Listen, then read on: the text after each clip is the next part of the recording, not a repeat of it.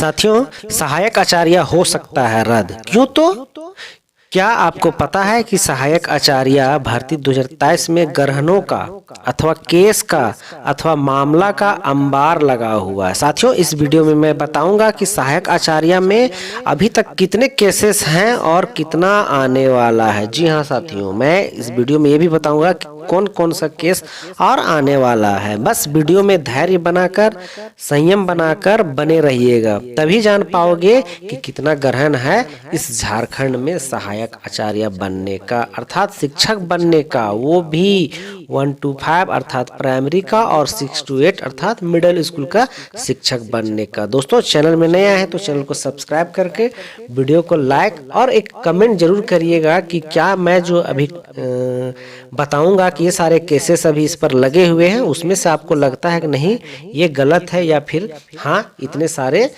Cases लगे हुए। तो आइए देखते हैं कौन कौन से केस एकदम लगे हुए हैं, इसमें कौन कौन सा ग्रहण लगा हुआ है। तो जैसा कि आप यहाँ देख पा रहे हो कि हमने एक तैयार किया है क्या कि झारखंड सहायक आचार्य 2023 में कितने मामले लगाए गए हैं। पहला जो है और सबसे जो धमाकेदार है वो है सीटेट वर्सेस जेटेट। साथियों, यदि आपको पता नहीं है कि सेटेट वर्सेस जेटेट का क्या मामला है तो आप हमें कमेंट करिएगा, मैं फिर से एक बार आपको बता दूंगा। बस शॉर्ट में ये बताना चाहूँगा कि जब नोटिफिकेशन आया था सहायक आचार्य का, उसमें सीटेट का कहीं जिक्र नहीं किया था। बाद में सीटेट वालों ने सीटेट अर्थात सीटेट पूरे नहीं, झारखंड से जितने भी लोग सीटेट किए हुए हैं उन लोगों ने एक केस दायर किया झारखंड हाईकोर्ट में कि मुझे भी इसमें बैठने का मौका दिया जाए। तो फिर झारखंड हाईकोर्ट ने इस पर मौका दिया। ठीक है, जब जजमेंट आया झारखंड हाईकोर्ट तरफ से, इधर बैठने का जजमेंट आ गया, तो सरकार क्या है परिमल कुमार के द्वारा जो है इसमें केस किया गया कि नहीं, इसमें सीटेट को नहीं बैठने देना है। ठीक है, परिमल कुमार वर्सेस जेट झारखंड सरकार हो चुका है। तो ये है हमारा सीटेट। अभी इसमें क्या है, सुप्रीम कोर्ट इसको जजमेंट इसका जो है वो रिजर्व रख लिया। अब बात आती दूसरा जो केस है इसमें दोस्तों, वो है BEd versus DElEd. BEd versus DElEd, जैसा कि आप सबको पता है कि 3033 शिक्षक ऐसे हैं जो बीएड किए हुए हैं और वे क्या है 1 to 5 में जो बीएड किए हुए और कहाँ 1 to 5 में भी अप्लाई कर दिए हैं। जबकि आपको पता है कि बीएड वालों को 1 to 5 में अप्लाई नहीं करने थे, अर्थात इस पर भी एक केस लगी हुई है। इसका भी अभी हियरिंग बाकी है, इस पर अभी कुछ कहा नहीं जा सकता है। तो इसमें कौन है वो आप देख लीजिएगा कौन कौन है। अमृता कुमारी है, अमृता या जो भी नाम है उनका, अमृता कुमारी वर्सेस झारखंड सरकार या जो भी है, इसको देख लीजिएगा। और जो अगला है दोस्तों, अगला जो केस हुआ है वो क्या है, भाषा का मामला, चाहे वह पर पंच परगनिया का हो, उर्दू का हो या फिर हो का हो, और अन्य भी सब्जेक्ट हैं, लेकिन हमने शॉर्टकट में बना दिया। इस पर भी एक केस चल रहा है। वो क्या केस का क्या पूरा मामला था, मैं उसको अभी थोड़ा सा बताने का प्रयास करता हूँ। उसमें जो केस हुआ है वो है भाषा से रिलेटेड, अर्थात देखिए यहाँ देखिए एक छोटा सा नोटिफिकेशन मैं निकाल कर लाया हूँ। जैसा कि आप यहाँ देख पा रहे हो कि प्रार्थी की ओर से अधिवक्ता अमृतांश वत्स ने पैरवी की। दरअसल जेएसएससी ने 15 जून 2024 को सहायक आचार्य परीक्षा के तहत हो भाषा की परीक्षा आयोजित की थी। और भी सब्जेक्ट है इसमें, लेकिन मैं एक सब्जेक्ट का यहाँ सिर्फ बता दे रहा हूँ कि मामला क्या है। परीक्षा ली थी। प्रार्थियों का कहना है कि उक्त परीक्षा में कक्षा 1 से लेकर कक्षा 5 तक के प्रश्न पूछे जाने चाहिए थे। उनका कहना है कि जो 1 to 5 का एग्जामिनेशन हुआ है तो उसमें 1 to 5 का ही पूछा जाना चाहिए था। लेकिन क्या है, जेएसएससी ने विज्ञापन के तहत 1 to 5 से लेकर तक के सिलेबस से पूछे जाने वाले सवाल की बजाय 6 to 8 तक के सिलेबस से प्रश्न पूछा था। अर्थात उनको पूछना था 1 to 5 का और पूछ दिया था जेएसएससी ने 6 to 8 का। इस पर भी एक केस चल रहा है। आगे देख रहे हैं कि उक्त परीक्षा में कक्षा 6 से लेकर 8 तक के सिलेबस से करीबन 75% प्रश्न पूछे गए थे, जबकि विज्ञापन के तहत कहा गया था कि 1 से लेकर के 5 तक के सिलेबस से ही प्रश्न पूछे जाएंगे आपके। तो कहने का अर्थ है इस पर भी एक केस लगा हुआ है, आप इसको भी इग्नोर नहीं कर सकते, क्योंकि सभी केसेस जो है समय से वो निकलते आ जाएंगे। अगला जो केस है दोस्तों वो है पारा वर्सेस नॉन पारा। पारा वर्सेस नॉन पारा में क्या है, मैं उसको भी वही बताने का प्रयास करूंगा कि यदि आपको पता है तो आप हमें कमेंट करिएगा, नहीं पता हो तो एक बार हमें ज़रूर बताइएगा कि आखिर ये पारा वर्सेस नॉन पारा क्या है। तो यहाँ देख पा रहे हैं,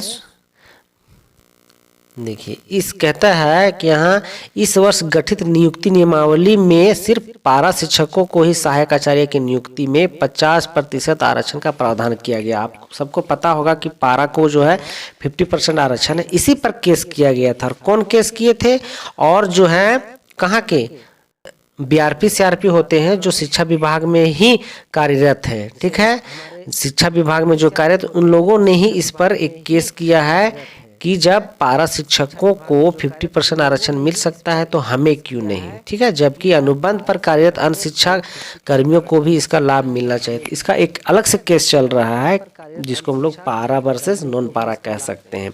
इस आधार पर नियुक्ति प्रक्रिया पर रोक लगाने तथा अन्य संविदा कर्मियों को भी आरक्षण का लाभ देने की मांग की गई है। अर्थात इसमें डिमांड किया गया है कि यदि पारा को मिल सकता है तो बाकी अन्य कॉन्ट्रैक्ट कर्मी को क्यों नहीं मिल सकता है। सुनवाई के बाद अदालत ने सहायक आचार्य नियुक्ति के लिए जारी विज्ञापन पर रोक लगाते हुए सभी प्रतिवादियों को नोटिस जारी कर जवाब मांगा। इसका भी एक केस अलग से चल रहा है, हालांकि उसमें बोला गया है कि जितने भी इन लोगों ने केस किया है उतना सीट रख करके ही आगे कार्रवाई की जाए। तो एक केस ये हो गया दोस्तों। पांचवा केस जो है, जैसा कि आप यहाँ देख पा रहे हैं, हमने लिखा है कमिंग सून।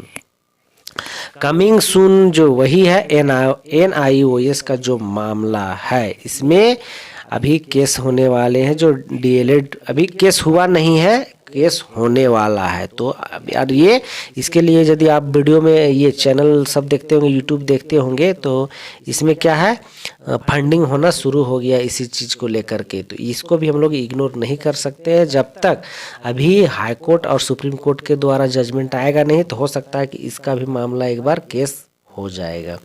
और जो अगला है दोस्तों, जैसा कि आप यहाँ देख नियमावली संशोधन 2 बार, हालांकि इस पर केस तो नहीं हुआ है, लेकिन आपको मैं यहाँ बताना चाहूँगा कि नियमावली में क्या है 2 बार संशोधन हो चुका है, ठीक है। और जब 2 बार जैसा कि आप लोगों को पता भी होगा कि ऐसा नोटिफिकेशन भी आया सुप्रीम कोर्ट के द्वारा कि बीच में आप नियमावली में चेंज नहीं कर सकते। 2 बार क्या संशोधन हुआ, पहले उसको देख लीजिए कि विज्ञापन जारी होने के बाद हो चुके हैं 2 संशोधन। क्या सहायक आचार्य नियुक्ति में विज्ञापन जारी होने के बाद 2 संशोधन हो चुके हैं। सबसे पहला संशोधन जो है 21 जुलाई को हुआ, जिसमें अधिकतम आयु सीमा का कट ऑफ डेट 1 अगस्त 19 की जगह 1 अगस्त 16 किया गया। क्योंकि सरकार अंधवारी 25-150 करता है, ठीक है, या अंदाजी 25-150 कर देता है, कुछ समझना बूझना है नहीं। आप लोगे 50 साल के बाद एग्जामिनेशन और कट ऑफ डेट निकाल दोगे करंट का, तो इसी चीज़ को लेकर के हुआ था।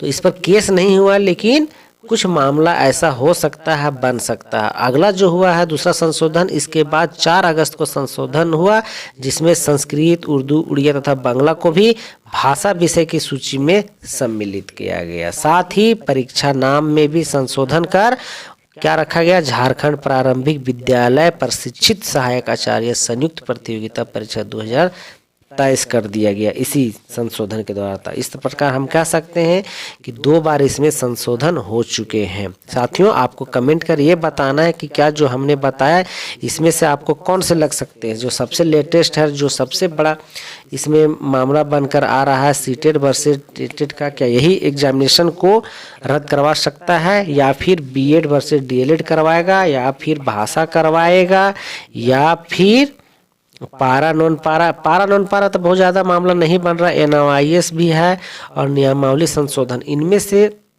कोई एक ऐसा ना हो कि एग्जामिनेशन को रद्द करा दे। वीडियो में बने रहने के लिए आपका बहुत बहुत शुक्रिया। कमेंट करके जरूर बताइएगा क्या आपको लगता है इन जो 5-6 केसेस हुए इसमें से ये हम झारखंड के लोगों पर गाज गिर सकता है। जितना उम्मीद लगाए हुए बैठे हैं, क्या हम लोगों के सपने पूरे होंगे इससे, या फिर ये भी सब मिटिया मिट हो जाएगा। जरूर कमेंट जरूर करिएगा दोस्तों कि इसमें से सब, और एक बात का और कमेंट जरूर करिएगा कि इसमें जो सबसे, अगर ये एग्जामिनेशन रद्द होता है तो किसका सबसे बड़ा हाथ होगा, सीटेट का या फिर जेटेट का, परिमल का या फिर जो बीएड वर्सेस डीएलएड है, इसका जरूर आप कमेंट करिएगा। तो साथियों, अगला वीडियो के लिए इंतजार करिएगा। चैनल को जरूर से सब्सक्राइब कर लीजिएगा, चूँकि मैं आपके लिए कुछ नया टॉपिक लाते रहता हूं और बताते रहता हूं, और नोटिफिकेशन, जॉब रिलेटेड नोटिफिकेशन भी देता रहता हूं। तो साथियों, वीडियो बनाने के लिए आपका बहुत बहुत शुक्रिया। थैंक यू, धन्यवाद।